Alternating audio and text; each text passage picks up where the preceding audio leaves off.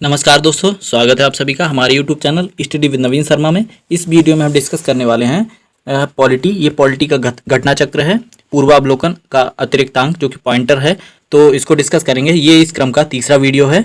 इसके 2 वीडियोस हम पहले दे चुके हैं। इसी प्रकार से हम इस पूरी बुक को डिस्कस करेंगे। तो चलिए स्टार्ट करते हैं वीडियो को। आज का जो हमारा टॉपिक है वो है उद्देशिका। उद्देशिका के बारे में समझेंगे। उद्देशिका से जितने भी महत्वपूर्ण क्वेश्चन बन सकते हैं, पॉइंट्स बन सकते हैं, उनको डिस्कस करेंगे। तो जो पहला हमारा पॉइंट है, पहला हमारा फैक्ट है, उसे देखते हैं। ये अवतरण दे रखा है। निम्नलिखित अवतरण में हम भारत के लोग भारत को एक संपूर्ण प्रभुत्व संपन्न समाजवादी पंथनिरपेक्ष लोकतांत्रिक गणराज्य बनाने के लिए तथा उसके समस्त नागरिकों को सामाजिक आर्थिक राजनैतिक न्याय विचार अभिव्यक्ति विश्वास धर्म और उपासना की स्वतंत्रता प्रतिष्ठा और अवसर की समता प्राप्त कराने के लिए तथा उन सब में व्यक्ति की गरिमा और राष्ट्र की एकता और अखंडता सुनिश्चित करने वाली बंधुता बढ़ाने के लिए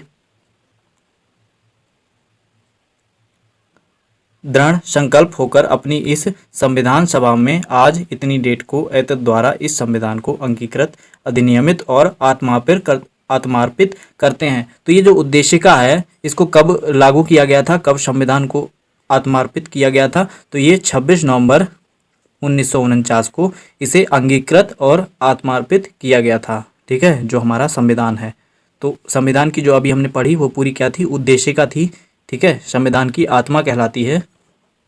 इसके बाद अगला जो फैक्ट है हमारा, भारतीय गणतंत्र की 26 जनवरी 1950 को सही संवैधानिक वस्तु स्थिति जब संविधान लागू किया गया था। संपूर्ण प्रभुत्व संपन्न लोकतांत्रिक गणराज्य। ठीक है, पहले जो क्या था, 26 जनवरी को जब संविधान लागू किया गया था तो संपूर्ण प्रभुत्व संपन्न लोकतांत्रिक गणराज्य, बस इतना ही था। ठीक है, उसमें बाद में 3 शब्द जोड़े गए थे, आगे डिस्कस करेंगे हम। इसके बाद अगला फैक्ट है, संविधान में हमारे राष्ट्र का उल्लेख किया गया है। संविधान में हमारे राष्ट्र का उल्लेख किया गया है भारत तथा इंडिया नाम से। जो हमारे भारत और जो संविधान में उल्लेख है वो भारत और इंडिया दोनों नामों से है। इसके बाद अगला जो फैक्ट है, भारतीय संविधान की प्रस्तावना के संबंध में शब्दों का सही क्रम है। तो शब्दों का सही क्रम सार्वभौमिक है पहले, फिर समाजवादी है, पंथनिरपेक्ष है और प्रजातांत्रिक है। कौन से शब्द नए जोड़े गए थे? समाजवादी, पंथनिरपेक्ष और लोकतांत्रिक या प्रजातांत्रिक, ये शब्द बाद में जोड़े गए थे। इसके बाद 42वें संवैधानिक संशोधन द्वारा प्रस्तावना में जोड़े गए शब्द। 42वें संविधान संशोधन में कौन से शब्द जोड़े गए थे? तो ये समाजवाद और पंथनिरपेक्ष शब्द जोड़े गए थे। 42वें संविधान संशोधन में जोड़े गए थे। तो ये बहुत पूछे जाते हैं, तो इनको याद रखेंगे। कौन से? 42वें संविधान संशोधन में समाजवाद और पंथनिरपेक्ष शब्द जोड़े गए थे। अगला फैक्ट है, भारत को धर्मनिरपेक्ष राज्य वर्णित करता है संविधान की प्रस्तावना।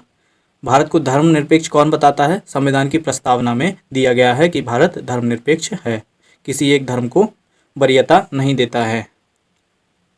इसके बाद अगला जो फैक्ट है, वह शब्द जो 1975 में भारतीय संविधान की प्रस्तावना में सम्मिलित नहीं था। 1975 में भारतीय संविधान की जो प्रस्तावना थी उसमें सम्मिलित नहीं था, तो अखंडता शब्द को जोड़ा गया था बाद में। कौन सा? अखंडता शब्द को जोड़ा गया था। भारतीय संविधान की प्रस्तावना में भारत को घोषित किया गया है। क्या क्या कहा गया है भारत के बारे में? एक सार्वभौम समाजवादी धर्मनिरपेक्ष प्रजातांत्रिक गणतंत्र। ठीक है, इतना ये शब्द हैं, ये भारत के लिए, भारत की जो क्वालिटीज़ हैं उनको बताया गया है इनके द्वारा। संविधान की उद्देशिका के संबंध में सही है। जो उद्देशिका है उसके संबंध में सही है। तो जो सही हैं, सभी कथन सही हैं, सही ही दे रखे हैं। पंडित नेहरू द्वारा प्रस्तुत ऑब्जेक्टिव प्रस्ताव अंततोगत्वा उद्देशिका बना। जो पंडित नेहरू ने प्रस्तुत किया था ऑब्जेक्टिव प्रस्ताव, वो क्या बन गया? उद्देशिका बन गया बाद में। इसकी प्रकृति न्याय योग्य नहीं है। इसकी जो प्रकृति है उद्देशिका की, वो न्याय योग्य नहीं है। संविधान के विशिष्ट प्रावधानों को यह रद्द नहीं कर सकता। संविधान को जो विशिष्ट प्रावधान हैं उन्हें रद्द नहीं कर सकता है। ठीक है, ये सही है, तीनों कथन ही सही हैं। अगला जो फैक्ट है हमारा, भारतीय संविधान की उद्देशिका में संशोधन किया गया था। तो भारतीय जो संविधान है उसकी उद्देशिका में संशोधन कब किया गया था? 42वें संविधान संशोधन द्वारा किया गया था, अभी डिस्कस किया था हमने। अगला फैक्ट देखेंगे, वह शब्द जो 26 नवंबर 1949 को अंगीकृत भारतीय संविधान का प्रस्तावना में सम्मिलित नहीं थे। वह शब्द कौन से हैं जो 26 नवंबर 1949 को जब अंगीकृत किया गया था संविधान, तो उस समय उसमें सम्मिलित नहीं थे? तो समाजवादी, पंथनिरपेक्ष और अखंडता, ये 3 शब्द ऐसे थे जो उस समय सम्मिलित नहीं थे। इन्हें बाद में जोड़ा गया था। और कब? 42वें संविधान संशोधन के अंतर्गत जोड़ा गया था। अगला जो फैक्ट है, भारत के संविधान भारत के संविधान के आमुख का लक्ष्य उनके सभी नागरिकों के लिए सुनिश्चित करना है। भारत के संविधान के आमुख का लक्ष्य क्या है? उनके सभी नागरिकों के लिए सुनिश्चित करना है सामाजिक तथा आर्थिक न्याय, विचार अभिव्यक्ति की स्वतंत्रता, अवसर की समानता तथा व्यक्ति की प्रतिष्ठा। ये जो चीज़ें हैं ये सभी के लिए सुनिश्चित करना इसका क्या है? लक्ष्य है। इसके बाद अगला जो फैक्ट है, भारत एक गणतंत्र है, इसका अर्थ है, भारत एक गणतंत्र है, इसका अर्थ क्या है? भारत में वंशानुगत शासन नहीं है। भारत में कैसा शासन नहीं है? वंश परंपरा के आधार पर नहीं है कि पहले जिस वंश के राजा थे या जो भी वंश के होते हैं प्रमुख वही बाद में भी रहें, ऐसा नहीं है। यहाँ पे क्या है? लोकतांत्रिक गणराज्य है। लोगों का मत के अनुसार ही यहाँ पे जो शासन होते हैं, शासक होते हैं, वो बनाए जाते हैं। अगला फैक्ट है, भारत में लौकिक सार्वभौमिकता है क्योंकि संविधान की प्रस्तावना आरंभ होती है। भारत में क्या है? लौकिक सार्वभौमिकता है क्योंकि संविधान की प्रस्तावना क्या है? आरंभ होती है हम भारत के लोग शब्दों से। किससे आरंभ होती है? हम भारत के लोग शब्दों से आरंभ होती है, इसीलिए क्या है? ये लौकिक सार्वभौमिकता है। अगला फैक्ट है हमारा, हम भारत के लोग, we the people of India शब्दों का प्रयोग भारतीय संविधान में किया गया। संविधान की प्रस्तावना में कहाँ पे प्रयोग किया गया है? संविधान की प्रस्तावना में प्रयोग किया गया है। अगला जो फैक्ट है, सभी व्यक्ति पूर्णता और समान रूप से मानव हैं। यह सिद्धांत जाना जाता है। सभी व्यक्ति पूर्णता और समान रूप से मानव हैं, ये सिद्धांत जाना जाता है, सार्वभौमिकता का सिद्धांत है। ठीक है, कैसा सिद्धांत है ये? सार्वभौमिकता का सिद्धांत कहलाता है। भारत के संदर्भ में धर्मनिरपेक्ष शब्द का सही भाव व्यक्त करता है। जो धर्मनिरपेक्ष है उसका सही जो मतलब है, मीनिंग है, वो क्या है? भारत में राज्य का कोई धर्म नहीं है। भारत के जो राज्य है उसका कोई धर्म नहीं है, वहाँ पे विविध धर्मों के लोग पाए जाते हैं। अगला जो फैक्ट है, भारत के संविधान की उद्देशिका में नहीं है। भारत के संविधान की उद्देशिका में क्या नहीं है? लोक कल्याण। लोक कल्याण उद्देशिका में नहीं है।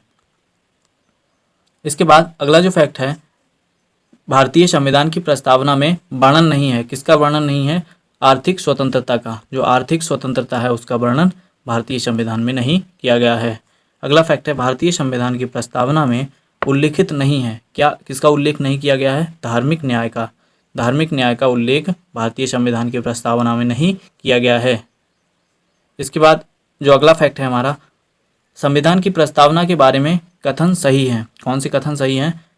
तो सही कथन ही दे रखे हैं, समाजवादी, धर्मनिरपेक्ष शब्द 1950 में लागू संविधान के अंग नहीं थे। तो समाजवादी और धर्मनिरपेक्ष जो शब्द हैं वो 1950 में जो संविधान लागू हुआ था उसके अंग नहीं थे। ये कथन सही है, ये बाद में जोड़े गए थे 42वें संविधान संशोधन के द्वारा।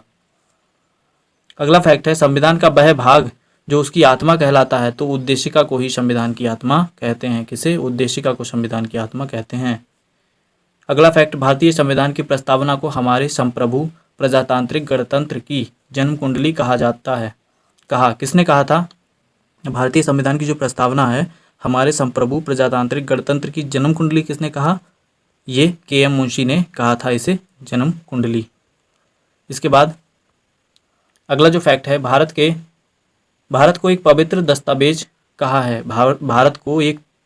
संविधान को एक पवित्र दस्तावेज कहा है। किसने कहा था? किसने कहा था ऐसा? ये B.R. अम्बेडकर, भीमराव अम्बेडकर ने कहा था जो संविधान है वो एक पवित्र दस्तावेज है। इसके बाद अगला फैक्ट है, उच्चतम न्यायालय ने धारणा प्रस्तुत की कि उद्देशिका संविधान का भाग है। ये धारणा कब प्रस्तुत की गई थी? तो बम्बई बनाम यूनियन ऑफ इंडिया बाद में, जो बाद हुआ था, बम्बई बनाम यूनियन ऑफ इंडिया बाद हुआ था, उसमें उच्चतम न्यायालय ने धारणा प्रस्तुत की कि उद्देशिका संविधान का भाग है। अगला फैक्ट है, सर्वोच्च न्यायालय ने प्रस्तावना को भारतीय संविधान की मौलिक संरचना का भाग स्वीकार किया। कब स्वीकार किया? पहले कहा था भाग है, लेकिन स्वीकार कब कर लिया? इसे केशवानंद भारती विवाद में स्वीकार कर लिया कि जो हमारी प्रस्तावना है वो संविधान का मौलिक संरचना का भाग स्वीकार कर लिया है। ठीक है, केशवानंद भारती बनाम में। और कहा किस में था? बॉम्बई बनाम यूनियन ऑफ इंडिया में कहा था और स्वीकार कर लिया था केशवानंद भारती विवाद में। इसके बाद अगला जो फैक्ट है हमारा वो है भारत के संविधान के उद्देश्यों में से एक के रूप में आर्थिक न्याय का उपबंध किया गया है। भारत के संविधान के उद्देश्यों में से एक के रूप में आर्थिक न्याय का उपबंध किया गया है। तो ये किसमें किया गया? उद्देशिका और राज्य के नीति निर्देशक तत्वों में। जो आर्थिक न्याय है उसका उल्लेख किसमें है? उद्देशिका और राज्य के नीति निर्देशक तत्व हैं उनमें बोला गया है आर्थिक न्याय के बारे में। अगला जो फैक्ट है, भारतीय संविधान की प्रस्तावना में जिन आदर्शों और उद्देश्यों की रूपरेखा दी गई है उनकी व्याख्या की गई है। जो भारतीय संविधान की प्रस्तावना है उसमें जिन आदर्शों और उद्देश्यों की रूपरेखा दी गई है उसकी व्याख्या की गई है। किसमें व्याख्या की गई है उसकी? मूल अधिकारों, राज्य के नीति निर्देशक सिद्धांतों में और मौलिक कर्तव्यों के अध्यायों में। ठीक है, मौलिक कर्तव्यों के अध्यायों में और मूल अधिकारों में, राज्य के नीति निर्देशक तत्व में जो उद्देशिका में चीज़ें दे रखी हैं उनकी व्याख्या की गई है। अगला फैक्ट देखेंगे। अगला फैक्ट है हमारा भारतीय संविधान के उद्देश्यों को प्रतिबिंबित करता है। जो भारतीय संविधान के उद्देश्य हैं उनको प्रतिबिंबित कौन करता है? संविधान की प्रस्तावना। प्रस्तावना ही भारतीय संविधान के उद्देश्यों को प्रतिबिंबित करती है। अगला फैक्ट है भारत के संविधान की उद्देशिका में व्यवस्था की गई है। किसकी व्यवस्था की गई है? 3 प्रकार के न्याय की। 3 प्रकार के न्याय की व्यवस्था की गई है भारतीय संविधान की उद्देशिका में। अगला जो हमारा टॉपिक है वो है शासन प्रणाली। ठीक है, शासन प्रणाली कैसी थी? शासन प्रणाली से जितने भी हमारे महत्वपूर्ण पॉइंट हैं या जो क्वेश्चन बन सकते हैं उनको हम डिस्कस करेंगे। पहला फैक्ट है इस क्रम में हमारा, राज्य का सबसे महत्वपूर्ण तत्व है संप्रभुता। संप्रभुता राज्य का सबसे महत्वपूर्ण तत्व है। ठीक है, राज्य शब्द का प्रयोग किसके लिए किया गया है संविधान में? तो देश के लिए, राष्ट्र के लिए राज्य शब्द का प्रयोग किया गया है संविधान में। भारत के लिए राज्य शब्द का प्रयोग किया गया है। भारत के लिए ही क्या, जो भी कोई देश है उसके लिए राज्य शब्द का प्रयोग संविधान में देश के लिए किया गया है। अगला फैक्ट है हमारा, भारतीय संविधान के जिस प्रकार की शासन प्रणाली की व्यवस्था की गई है, भारतीय संविधान में जिस प्रकार के शासन प्रणाली की व्यवस्था की गई है वह कैसी प्रणाली है? संसदात्मक या संसदीय शासन प्रणाली। ठीक है, संसदीय शासन प्रणाली की व्यवस्था की गई है। भारतीय संविधान की विशेषता है, क्या विशेषता है भारतीय संविधान की? संसदात्मक सरकार, संघात्मक सरकार, स्वतंत्र न्यायपालिका। ठीक है, यहाँ की कैसी सरकार होगी? संसदात्मक मतलब संसद होगी, संघात्मक सरकार होगी, संघ प्रमुख होगा और स्वतंत्र न्यायपालिका होगी। न्यायपालिका पर किसी भी तरह का कोई भी दबाव नहीं होगा, वो एकदम से स्वतंत्र रूप से कार्य करेगी। अगला जो फैक्ट है, भारत में संसदीय प्रणाली की सरकार है। क्योंकि भारत में संसदीय प्रणाली की सरकार क्यों है? क्योंकि मंत्रिपरिषद लोकसभा के प्रति उत्तरदायी है। जो हमारी मंत्रिपरिषद है वो किसके प्रति उत्तरदायी होती है? लोकसभा के प्रति उत्तरदायी होती है। इसीलिए यहाँ पे क्या है? संसदीय प्रणाली की सरकार है। अगला जो फैक्ट है हमारा, भारत के संदर्भ में संसदीय शासन प्रणाली में निम्न सिद्धांत संस्थागत रूप में निहित हैं। जो संसदीय प्रणाली है उसमें ये जो सिद्धांत हैं ये संस्थागत रूप में निहित हैं। कौन से हैं? मंत्रिपरिषद के सदस्य संसद के सदस्य होते हैं। जो मंत्रिमंडल के सदस्य होते हैं वो संसद के सदस्य होते हैं। सही है। जब तक मंत्रियों को संसद लोकसभा का विश्वास प्राप्त रहता है तब तक ही वे अपने पद पर बने रहते हैं। जब तक क्या रहता है? लोकसभा का विश्वास प्राप्त रहता है तो तब तक वो अपने पद पर बने रहते हैं। यदि इनके खिलाफ अविश्वास प्रस्ताव आ जाता है और वो पास हो जाता है तो अपने पद से हट जाते हैं। ठीक है। इसके बाद अगला जो फैक्ट है हमारा, संसदात्मक शासन व्यवस्था में, जो संसदात्मक शासन व्यवस्था है उसमें विधायिका का कार्यपालिका पर नियंत्रण होता है। जो विधायिका होती है उसका कार्यपालिका पर नियंत्रण होता है संसदात्मक शासन व्यवस्था में। ठीक है, विधायिका का कार्यपालिका पर नियंत्रण होता है। अगला फैक्ट है, राष्ट्रपति पद्धति में समस्त कार्यपालिका की शक्तियां निहित होती हैं। जो राष्ट्रपति पद्धति होती है उसमें समस्त कार्यपालिका शक्तियां किसमें निहित होती हैं? वो राष्ट्रपति में ही निहित होती हैं। किसमें? राष्ट्रपति में निहित होती हैं। अगला जो फैक्ट दे रखा है, भारत में राजनीतिक व्यवस्था के मूलभूत लक्षण हैं। जो भारत में राजनीतिक व्यवस्था है उसके मूलभूत लक्षण क्या हैं उनको देखेंगे। पहला है यह एक लोकतांत्रिक गणतंत्र है, ठीक है, लोकतांत्रिक गणतंत्र है। उसके बाद दूसरा है इसमें संसदात्मक रूप की सरकार है, संसद पाई जाती है, संसदात्मक सरकार है। अगला है सर्वोच्च सत्ता भारत की जनता में निहित है, क्योंकि यहाँ पे जो भी शासक बनाए जाते हैं वो जनता द्वारा चुने जाते हैं। सही कथन हैं, तो ये सही ही दे रखे हैं, ठीक है, सही हैं, सभी कथन कैसे हैं, सही हैं। भारत एक लोकतांत्रिक राज्य व्यवस्था है, मतलब भारत क्या है, कैसा है, लोकतांत्रिक राज्य व्यवस्था है। भारत एक प्रभुसत्ता संपन्न राज्य है, ठीक है, भारत कैसा है, प्रभुसत्ता संपन्न राज्य है। भारत में लोकतांत्रिक समाज है और भारत एक कल्याणकारी राज्य है। भारत कैसा है, लोकतांत्रिक समाज है इसमें और भारत एक कल्याणकारी राज्य भी है। तो जितने भी पॉइंट्स दे रखे हैं वो सभी सही हैं भारत के परिप्रेक्ष्य में।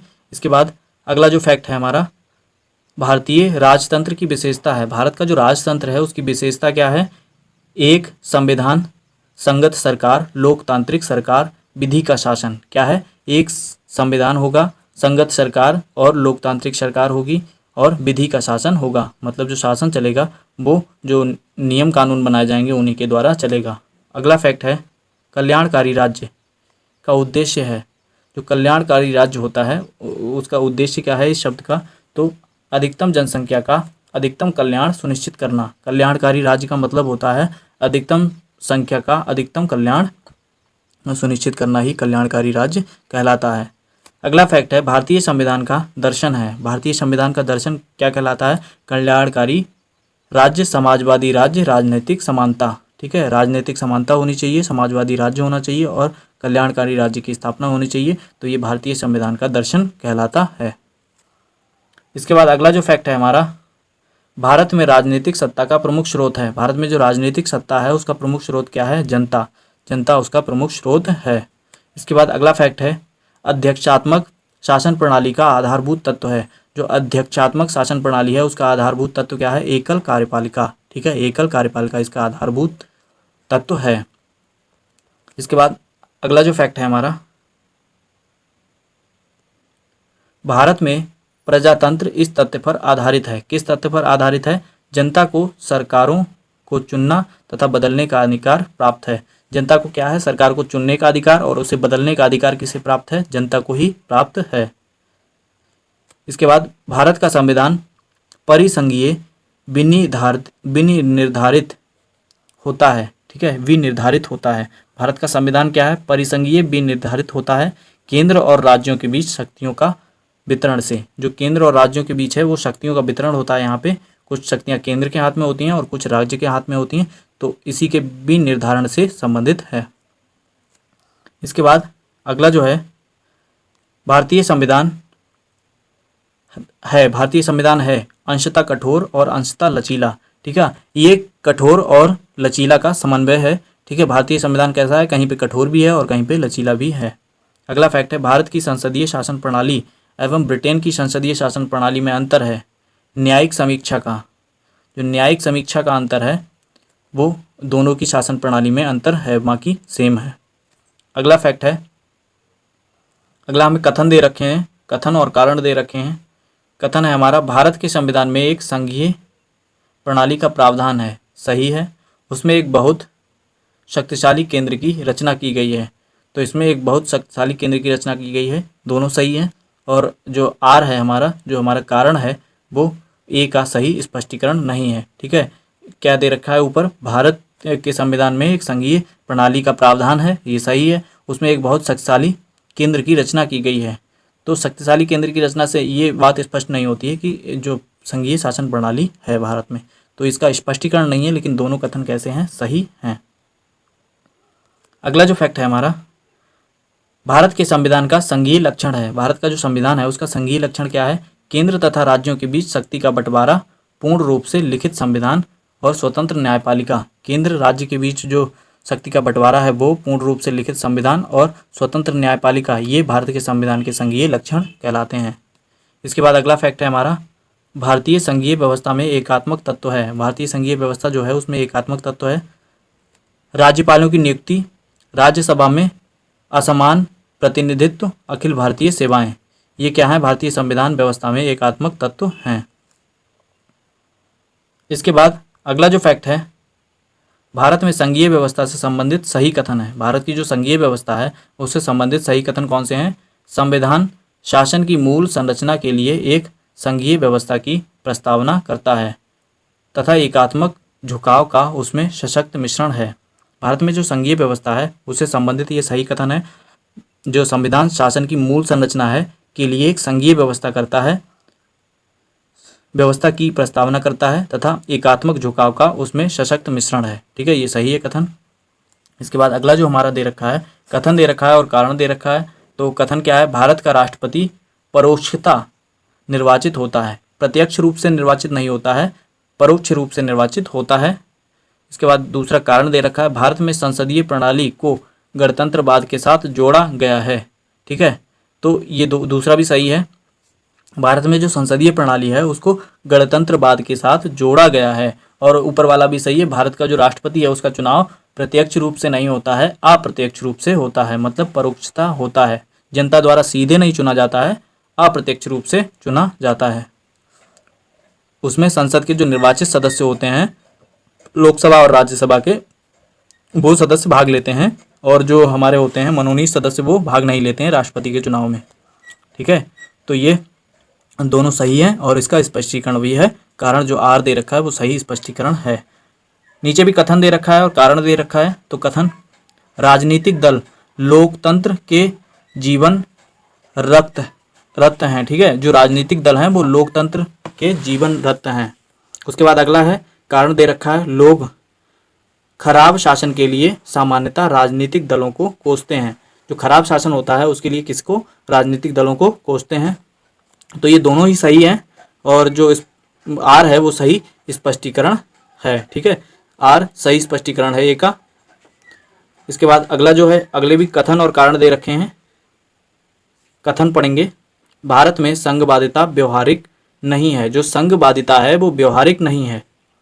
इसके बाद अगला है, भारत एक संघीय राज्य नहीं है। भारत एक संघीय राज्य नहीं है, तो दूसरा बिल्कुल गलत है, संघीय राज्य है, और पहला सही है, ये आर गलत है। ठीक है, इसके बाद अगला जो फैक्ट है हमारा, कथन दे रखा है और कारण दे रखा है। कथन देखते हैं क्या है।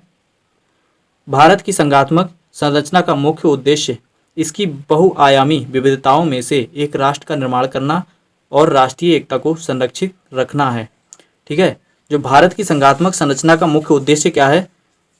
इसकी जो विविधताएं हैं, राष्ट्र का निर्माण करना है और राष्ट्रीय एकता को संरक्षित बनाए रखना है। ठीक है, तो ये क्या है? संघात्मक संरचना का उद्देश्य है, सही है ये। इसके बाद कारण दे रखा है, विविधताओं के समंजन के लिए सशक्त ना कि कमजोर भारतीय राष्ट्रीयता का निर्माण हुआ है। तो ये दोनों ही सही हैं, कथन और कारण दोनों सही हैं, और जो व्याख्या कर रहा है आर, वो भी सही व्याख्या कर रहा है जो हमारा कथन है उसकी। ठीक है, अगला फैक्ट देखेंगे। अगला भी हमारा कथन दे रखा है, महिलाएं, दलित, निर्धन एवं अल्पसंख्यक समूह भारत में लोकतंत्र के सबसे बड़े दावेदार हैं। जो महिलाएं हैं और दलित हैं, निर्धन हैं, अल्पसंख्यक हैं, जो इतने समूह हैं वो भारत में लोकतंत्र के सबसे बड़े दावेदार हैं। तो ये सही है कथन, क्योंकि ये इन्हीं लोगों की संख्या क्या है? सर्वाधिक है। इसके बाद अगला फैक्ट है, कारण दे रखा है, भारत में लोकतंत्र अधिक आत्मसम्मान की कामना वाहक बनकर उभरा है। जो भारत का लोकतंत्र है वो अधिक आत्मसम्मान की कामना का वाहक बनकर उभरा है। तो ये दोनों ही सही हैं और दोनों जो आर दे रखा है वो सही स्पष्टीकरण है ए का। ठीक है, इसके बाद अगला फैक्ट देखेंगे, भारतीय संविधान में बृहद होने के कारण है। भारतीय संविधान के बृहद मतलब बड़ा होने के कारण है। क्या कारण है जो इतना बड़ा है? ये विश्व का सबसे बड़ा लिखित संविधान है। यह संघ तथा राज्य सरकारों का संविधान है। ठीक है, ये कैसा है? संघ तथा राज्य सरकारों का संविधान है। इसमें संघ सरकार के लिए भी नियम बना रखे हैं और राज्य सरकार के लिए भी नियम बना रखे हैं, तो इसीलिए इसका जो आकार है वो काफ़ी विशाल है। अगला फैक्ट है हमारा, कारण दे रखा है और कथन दे रखा है। तो कारण भारतीय, पहला ये कथन होगा, कारण ही कारण लिख दिया दोनों। ठीक है, तो ये पहला कथन होगा, भारतीय संविधान अर्ध संघात्मक है। कैसा है? अर्ध संघात्मक है। इसके बाद कारण दे रखा है, भारतीय संविधान ना तो संघात्मक है और ना ही एकात्मक है। ठीक है, तो ना ही संघात्मक है और ना ही एकात्मक है, तो ये दोनों ही सही होंगे, संघात्मक भी है एकात्मक भी है, तो और इसकी ये सही व्याख्या भी कर रहा है एक ही। अगला फैक्ट है हमारा, भारतीय संघवाद को सहकारी संघवाद कहा जाता है। भारतीय जो संघवाद है उसे क्या कहा जाता है? सहकारी संघवाद कहा जाता है। पी ऑस्टिन ने कहा था। किसने कहा था? किसने कहा था ऐसा? भारतीय संघवाद को सहकारी संघवाद पी ऑस्टिन ने कहा था। अगला फैक्ट है, भारत अर्ध संघात्मक राज्य है। भारत कैसा है? अर्ध संघात्मक राज्य है। किसने कहा था? केसी व्हीलर ने कहा था। किसने कहा था? केसी व्हीलर ने कहा था ऐसा। अगला फैक्ट है, भारतीय संविधान अधिक कठोर अधिक लचीले के मध्य एक अच्छा संतुलन स्थापित करता है। कथन है केसी व्हीलर का। किसका कथन है ये? केसी व्हीलर का है। उन्होंने क्या कहा था? ये कठोरा और लचीले का समन्वय है, मतलब उसका जो मिला जुला रूप है। इसके बाद संविधान को संघात्मक के तंग ढांचे में नहीं ढाला गया है। संविधान को संघात्मकता के तंग ढांचे में नहीं ढाला गया है। कथन किसका है? ये भीमराव अंबेडकर का कथन है। जो संघात्मक संविधान है उसको संघात्मक तंग ढांचे में नहीं डाला गया है। कैसा है? ये लचीला भी है और कठोर भी है। अगला जो फैक्ट है हमारा, भारतीय राजनीतिक पद्धति के बारे में सही है। भारतीय जो राजनीतिक पद्धति है उसके बारे में सही है। धर्मनिरपेक्ष राज्य, संसदीय पद्धति की सरकार और संघीय नीति। क्या सही है? धर्मनिरपेक्ष राज्य है क्योंकि यहाँ पे कोई धर्म किसी को वरीयता नहीं दी जाती है। संसदीय पद्धति की सरकार होगी, यहाँ पे संसदीय पद्धति है, और संघ नीति है, संघीय नीति है। जो संघ बनाएगा वही नीति होगी। अगला जो फैक्ट दे रखा है हमारा, गणतंत्रीय अवधारणा से संबंधित है। गणतंत्रीय अवधारणा से क्या संबंधित है? तो एक राज्य जिसमें जनता सर्वोच्च हो, सर्वोच्च शक्ति निर्वाचित प्रधान में निहित हो, एक ऐसी सरकार जो जनता द्वारा निर्वाचित प्रतिनिधियों की हो। एक जनता द्वारा निर्वाचित सरकार होनी चाहिए जिसमें क्या हो? सर्वोच्च जो शक्ति हो निर्वाचित प्रधान में निहित हो। तो ये गणतंत्र ये की अवधारणा से संबंधित है। ठीक है, ये जो कथन दे रखा है वो गणतंत्र की अवधारणा से संबंधित है। अगला फैक्ट है, संवैधानिक सरकार वह है। संवैधानिक सरकार कौन सी होती है? जो व्यक्ति की स्वतंत्रता के हितों में राज्य की सत्ता पर प्रभावकारी प्रतिबंध लगाती है। ठीक है, जो व्यक्ति की स्वतंत्रता के हित में राज्य की सत्ता पर प्रभावकारी प्रतिबंध लगाती है, मतलब जो व्यक्ति हैं उन्हीं के हित की बात की जाती है, वो कैसी सरकार होती है? संवैधानिक सरकार होती है, सरकार कहलाती है। इसके बाद जो हमारा है राष्ट्रीय प्रतीक, राष्ट्रीय प्रतीक के बारे में पढ़ेंगे। ठीक है, हमारे राष्ट्रीय प्रतीक क्या क्या हैं? भारत का राष्ट्रीय पशु है कौन सा है? बाघ। बाघ भारत का राष्ट्रीय पशु है। इसके बाद भारत का राष्ट्रीय पुष्प है कमल। भारत का राष्ट्रीय पक्षी मोर है। इसके बाद अगला जो फैक्ट है, भारत का राष्ट्रीय चक्र। ठीक है, भारतीय राष्ट्रीय ध्वज में चक्र प्रतीक है किसका? न्याय का। ठीक है, चक्र किसके लिए किसका प्रतीक है? न्याय का प्रतीक है। भारत के राष्ट्रीय ध्वज में आरोह तीली की कुल संख्या कितनी है? जो तीलियां हैं उनकी संख्या कितनी है? तो 24 तीलियां हैं भारत के जो तिरंगे में चक्र पाया जाता है उसमें। इसके बाद संपूर्ण राष्ट्रगान का वादन गायन काल है कितना है? 24 सेकेंड। ठीक है, वो 52 सेकेंड है। हमारे राष्ट्रगान का जो गाने का समय है उसको गाने का समय कितना है? 52 सेकेंड है। 52 सेकेंड में राष्ट्रगान गाया जाना चाहिए। इसके बाद अगला जो टॉपिक है हमारा, राज्य एवं संघराज्य क्षेत्र। राज्य एवं संघराज्य क्षेत्र, इसके बारे में हम नेक्स्ट वीडियो में पढ़ेंगे। आज के लिए बस इतना ही। ये वीडियो आपके सभी एग्जाम्स के लिए इंपॉर्टेंट है, चाहे वो यूपीपीसीएस हुआ, आरओआरओ हुआ, बीडीओ हुआ, लेखपाल हुआ, चाहे वो वनडे एग्जाम्स हुए, और यूपीएससी में जो फैक्चुअल डाटा पूछा जाता है उसके लिए भी इंपॉर्टेंट है। तो आपके लिए सभी एग्जामों के लिए इंपॉर्टेंट है, इसको अवश्य पूरा देखें। इसमें जो पॉइंट्स दे रखे होते हैं वो प्रीवियस ईयर में आए हुए क्वेश्चन होते हैं। तो सभी एग्जामों में लगभग प्रीवियस ईयर से ही क्वेश्चन पूछे जाते हैं 80%। तो 80% और आपको 60 to 70% ही किसी एग्जाम को क्वालिफाई करने के लिए चाहिए होता है। तो ये आपके लिए बहुत ही ज़रूरी है कि आप ये प्रीवियस ईयर के जो क्वेश्चंस हैं उनको करके जाएं। इसी तरह से इन वीडियोस की ये तीसरा वीडियो था इस सीरीज़ का। इसी तरह से इस बुक को पूरा डिस्कस करेंगे हम। हमारे और भी सब्जेक्ट की जो सीरीज़ चल रही हैं, ज्योग्राफी की, हिस्ट्री की और पॉलिटी की वर्तमान में चल रही हैं, और आगे भी और सब्जेक्ट जो आपके बचे हैं उनकी भी सीरीज़ चलाई जाएंगी। घटना चक्र का पूरा जो सिलेबस है वो कवर कराया जाएगा, जितने भी आपके प्रीवियस ईयर पॉइंट्स हैं, जिससे आपका एग्जाम में कोई भी क्वेश्चन ना छूटे, आप अधिकतम अंक प्राप्त करें और सफलता प्राप्त करें। तो देखते रहिए इसी तरह की वीडियोस के लिए। सब्सक्राइब करें हमारा यूट्यूब चैनल स्टडी विद नवीन शर्मा और बेल आइकन को प्रेस कर दें, जिससे आगे आने वाले वीडियोस की नोटिफिकेशन आपको आसानी से मिलते रहें। धन्यवाद।